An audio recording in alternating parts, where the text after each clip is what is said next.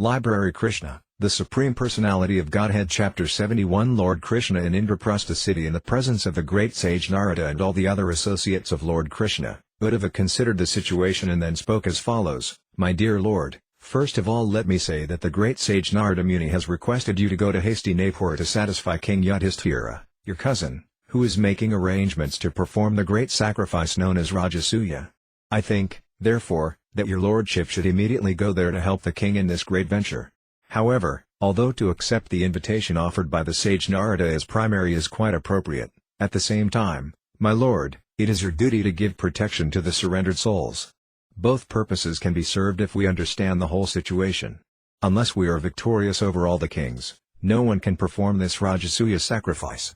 In other words, it is to be understood that King Yudhishthira cannot perform this great sacrifice without gaining victory over the belligerent King Jarasandha. The Rajasuya sacrifice can be performed only by one who has gained victory over all directions. Therefore, to execute both purposes, we first have to kill Jarasandha. I think that if we can somehow or other gain victory over Jarasandha, all our purposes will automatically be served. The imprisoned kings will be released, and with great pleasure we shall enjoy the spread of your transcendental fame for having saved the innocent kings whom Jarasandha has imprisoned. But King Jarasandha is not an ordinary man.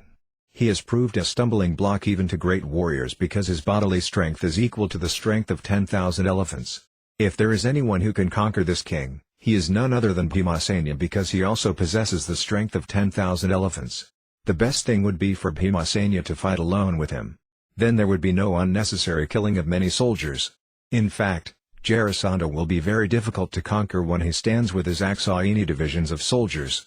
We may therefore adopt a policy more favorable to the situation.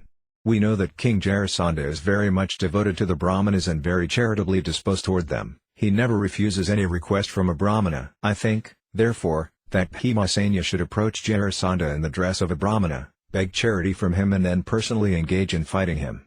And in order to assure Bhimasena's victory, I think that your lordship should accompany him. If the fighting takes place in your presence, I am sure Bhimasena will emerge victorious, for your presence makes everything impossible possible.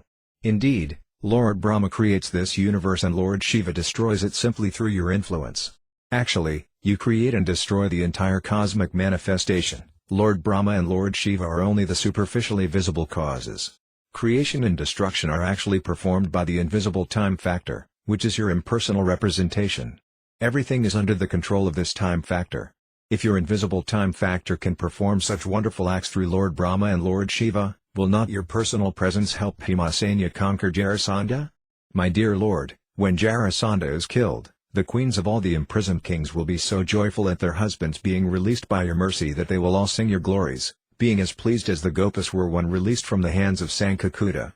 All the great sages, the king of the elephants, Gajendra, the goddess of fortune, Sita, and even your father and mother were all delivered by your causeless mercy.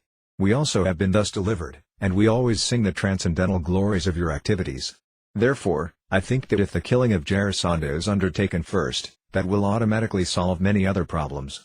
As for the Rajasuya sacrifice arranged in Hastinapura, it will be held, either because of the pious activities of the imprisoned kings or the impious activities of Jarasandha.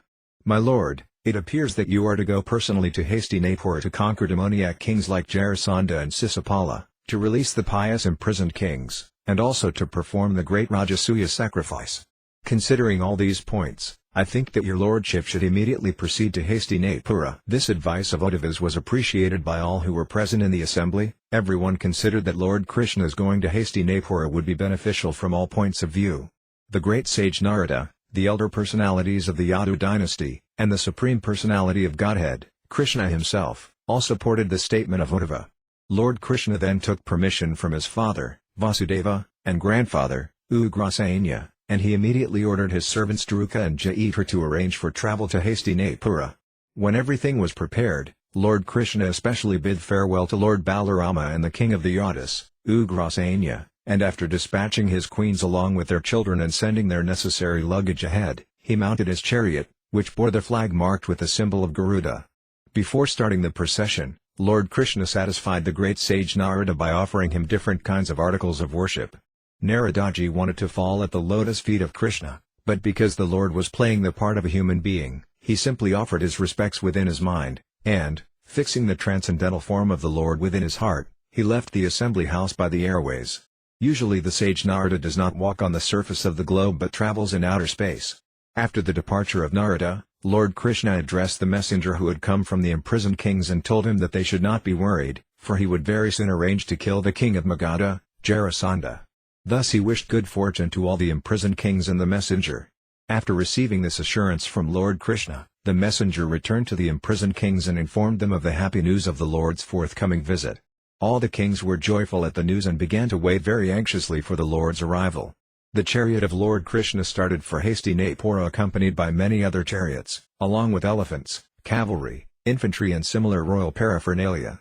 Bugles, drums, trumpets, conch shells and horns all produced a loud auspicious sound, which vibrated in all directions. The 16,000 queens, headed by the goddess of fortune Rukmini Devi, the ideal wife of Lord Krishna, and accompanied by their respective sons, all followed behind Lord Krishna. They were dressed in costly garments decorated with ornaments, and their bodies were smeared with sandalwood pulp and garlanded with fragrant flowers. Riding on palanquins nicely decorated with silks, flags and golden lace, they followed their exalted husband, Lord Krishna. The infantry soldiers carried shields, swords and lances in their hands and acted as royal bodyguards to the queens. In the rear of the procession were the wives and children of all the other followers, and there were many society girls also following. Many beasts of burden like bulls, buffalo, mules and asses carried the camps, bedding and carpets, and the women who followed were seated in separate palanquins on the backs of camels. This panoramic procession was accompanied by the shouts of the people and was full with a display of different colored flags, umbrellas and whisks and different varieties of weapons, dress, ornaments, helmets and armaments. Shining in the sunlight, the procession appeared just like an ocean with high waves and sharks. In this way the procession of Lord Krishna's party advanced toward Hastinapura, New Delhi, and gradually passed through the kingdoms of Anarta, Gujarat province, Savira, Surat, the great desert of Rajasthan, and then Kurukshetra. Between those kingdoms were many mountains, rivers, towns, villages, pasturing grounds and mining fields. The procession passed through all these places in its advance. On his way to Hastinapura, the Lord crossed two big rivers, the Drusavati and the Sarasvati. Then he crossed the provinces of Panchala and Matsya. In this way, he ultimately arrived at Hastinapura, or Indraprastha. The audience of the Supreme Personality of Godhead, Krishna, is not at all commonplace. Therefore, when King Yudhishthira heard that Lord Krishna had arrived in his capital city, Hastinapura, he became so joyful that all his bodily hairs stood on end in great ecstasy, and he immediately came out of the city to properly receive the Lord. He ordered the musical vibration of different instruments and songs, and the learned brahmanas of the city began to chant the hymns of the Vedas very loudly. Lord Krishna is known as Rsikesa, the master of the senses, and King Yudhishthira went forward to receive him exactly as the senses meet the consciousness of life. King Yudhishthira was the elder cousin of Krishna. Naturally he had great affection for the Lord, and as soon as he saw him, his heart became filled with great love and affection. He had not seen the Lord for many days, and therefore he thought himself most fortunate to see the Lord present before him. The king therefore embraced Lord Krishna again and again in great affection. The eternal form of Lord Krishna is the everlasting residence of the goddess of fortune. As soon as King Yudhishthira embraced him, he became free from all the contamination of material existence. He immediately felt transcendental bliss and merged in an ocean of happiness. There were tears in his eyes, and his body shook in ecstasy. He completely forgot that he was living in this material world. After this, Bhimasena, the second brother of the Pandavas, smiled and embraced Lord Krishna, thinking of him as his own maternal cousin, and thus he also merged in great ecstasy. Bhimasena was so filled with ecstasy that for the time being he forgot his material existence. Then Lord Sri Krishna himself embraced the other three Pandavas, Arjuna, Nakula, and Sahadeva. The eyes of all three brothers were inundated with tears, and Arjuna embraced Krishna again and again because they were intimate friends. The two younger Pandava brothers, after being embraced by Lord Krishna, fell down at his lotus feet to offer their respects. Lord Krishna thereafter offered his obeisances to the Brahmanas present, as well as to the elder members of the Kuru dynasty, like Bhisma, Drona, and Dhritarashtra.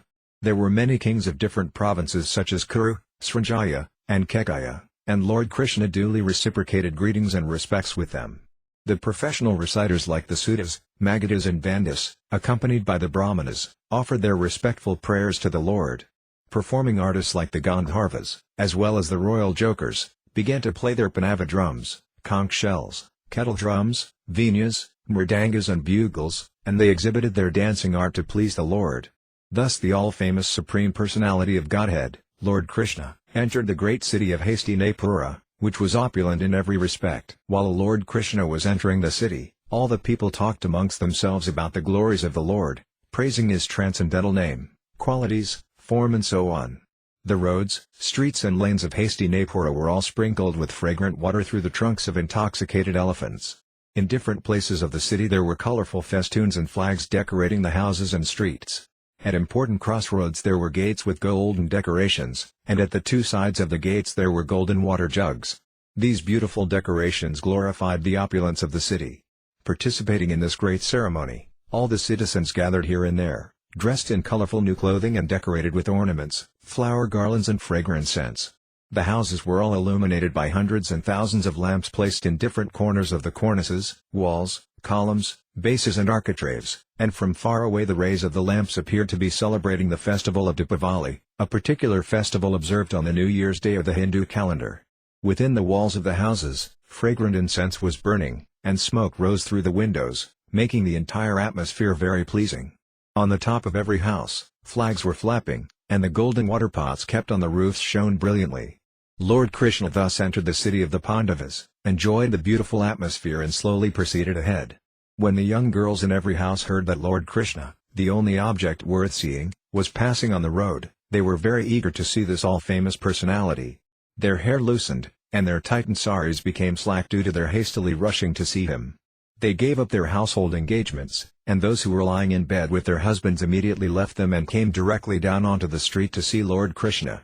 The procession of elephants, horses, chariots and infantry was very crowded. Some of the girls, being unable to see properly in the crowd, got up on the roofs of the houses. Pleased to see Lord Sri Krishna passing with his thousands of queens, they showered flowers on the procession, embraced Lord Krishna within their minds and gave him a hearty reception. When they saw him in the midst of his many queens, like the full moon situated amidst many luminaries, they began to talk amongst themselves. One girl said to another, "My dear friend, it is very difficult to guess what kind of pious activities these queens have performed, for they are always enjoying the smiling face and loving glances of Krishna." While Lord Krishna was thus passing on the road, at intervals some of the citizens, who were all rich, respectable and freed from sinful activities, presented auspicious articles to the Lord, just to offer him a reception to the city. Thus they worshipped him as humble servitors. When Lord Krishna entered the palace, all the ladies there were overwhelmed with affection just upon seeing him. They immediately received Lord Krishna with glittering eyes expressing their love and affection for him, and Lord Krishna smiled and accepted their feelings and gestures of reception. When Kunti, the mother of the Pandavas, saw her nephew Lord Krishna, the Supreme Personality of Godhead, she was overpowered by love and affection. She at once got up from her bedstead and appeared before him with her daughter-in-law, Draupadi, and in maternal love and affection she embraced him. As Maharaja Yudhishthira brought Krishna within the palace, the king became so confused in his jubilation that he practically forgot what he was to do at that time to receive Krishna and worship him properly. Lord Krishna delightfully offered his respects and obeisances to Kunti and other elderly ladies of the palace. His younger sister, Subhadra, was also standing there with Draupadi, and both offered their respectful obeisances unto the lotus feet of the Lord. At the indication of her mother-in-law, Draupadi brought clothing, ornaments and garlands, and with this paraphernalia they received the queens Rukmini, Satyabhama, Bhadra, Jambavati, Kalindi, Mitravinda, Lakshmana and the devoted Satya. These principal queens of Lord Krishna were first received, and then the other queens were also offered a proper reception. King Yudhishthira arranged for Krishna's rest and saw to it that all who came along with him, namely his queens, soldiers, ministers and secretaries, were comfortably situated. He had arranged that they would experience a new feature of reception every day while staying as guests of the Pandavas. It was during this time that Lord Sri Krishna, with the help of Arjuna, allowed the fire god, Agni, to devour the Khandava forest for his satisfaction.